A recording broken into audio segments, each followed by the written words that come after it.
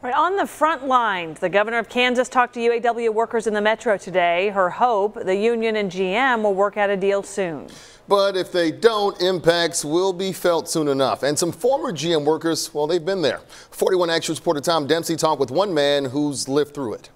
After being a part of UAW 31 for over 3 decades, David Gamble says this week's strike brings back plenty of memories. We were negotiating for 16, 18 hours a day sometimes, during that strike. Gamble serving as a union rep during a strike at the Fairfax plant in 2008, lasting around 3 weeks. While Gamble worked on negotiating a deal, others spent time on the picket lines, only receiving a fraction of their normal income. You're cutting your pay to a third to a quarter. And trying to support your families. Weeks spent fighting for a cause Gamble says today's workers can relate to. You've got a good paying job, and unfortunately these people are wanting more and more and more and giving you less.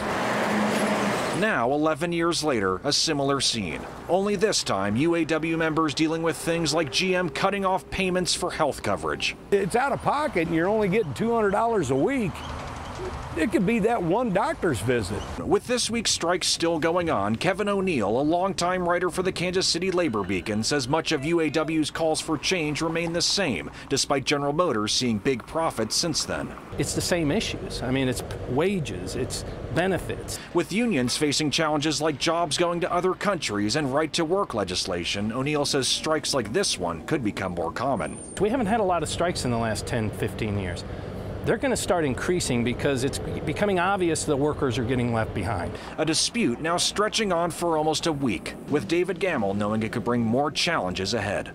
This strike now, we have no idea how long it's going to last. And that was Tom Dempsey reporting. A portion of the picket line shifted to a railroad track this morning. That's because finished cars leave the Fairfax assembly plant on the railroad line. UAW members say the union, which represents train engineers, is standing in solidarity with the auto union.